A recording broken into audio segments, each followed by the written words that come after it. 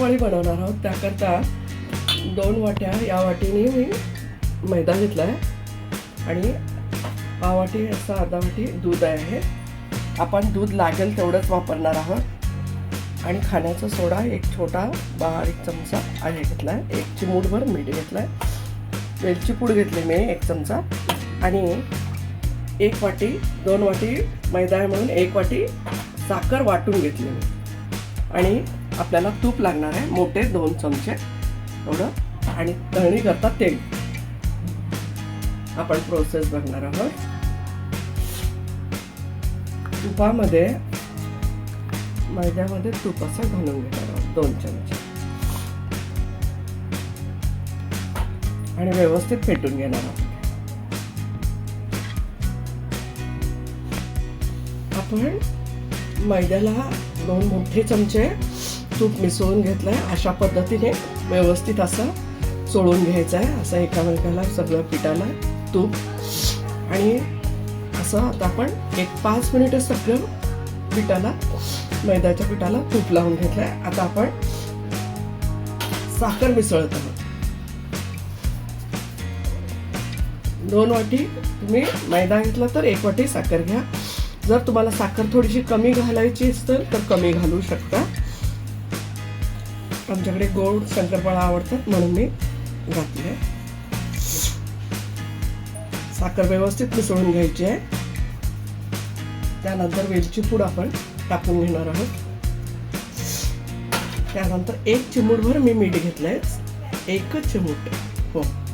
त्यानंतर आपला खाण्याचा जो सोडा आहे तो छोटा बारीक चमचा असा घेतलेला आहे.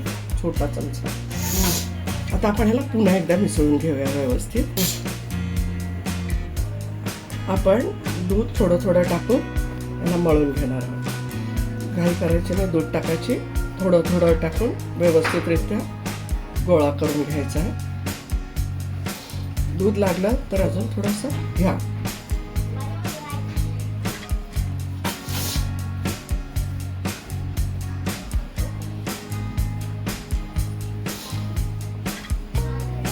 आपण जरासं आणखीन दूध लागतंय थोडंसं म्हणून दूध घेतेय.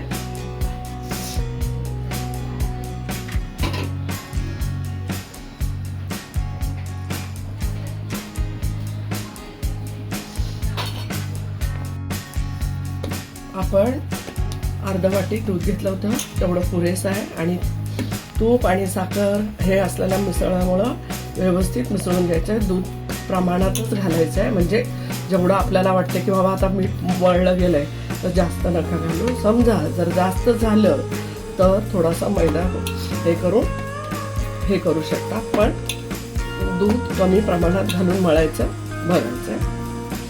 आता आपलं शंकरपाळीचं पीठ व्यवस्थित मळून झालंय.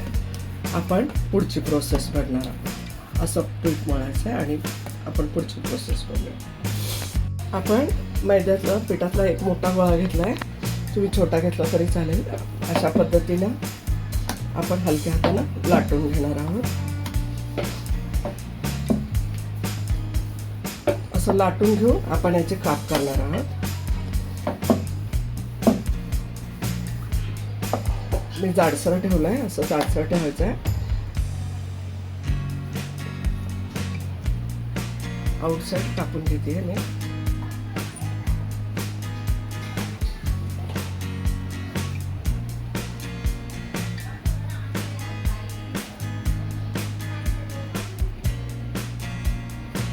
अशा पद्धतीने आपण कापून घेऊन याच्या बाजून तुम्हाला चौकोनी कापायचे असेल चौकोनी करू शकता. त्रिकोणी कापायचे असतील त्रिकोणी करू शकता. अशा पद्धतीने मी त्रिकोणी कट केला आहे.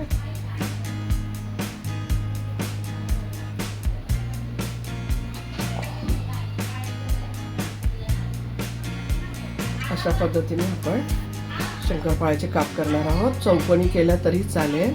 आणि हे आपण तेल गरम झालेलं आहे. हे असं हळूवारपणे सोडायचे आहे. गॅस बारीक करायचा आहे. तेल तापल्यानंतर बारीक गॅसवरतीच आपल्याला हे भाजायचं आहे. वर येईपर्यंत आता शंकरपाळ्या टाकून घेतल्या. स्लो गॅसवरती वरती येतात शंकरपोळ्या आणि मग वर आल्यानंतर त्याला हळूवारपणे आपण पलटून घेणार आहोत. पण शंकरपाळ्या टाकल्या होत्या स्लो गॅसवरती. आता 1-2 मिनिटात ते वर आलेले आहेत. अशा पद्धतीने आपण त्याला हळूवारपणे पलटून घेऊया. आपल्या शंकरपाळ्या भाजून तयार झाल्या. ज्या वेळेला वर आले ना, वरती आल्या त्यावेळेला स्लो गॅसवरनं मी थोडंसं फास्ट केलं आणि मग आता आपण अशा पद्धतीने कलर आला आहे. आपण आता पूर्ण तळून झाले. आपण त्याला काढून घेणार. अशाच पद्धतीने सर्व शंकरपाळ्या मी तळून घेते.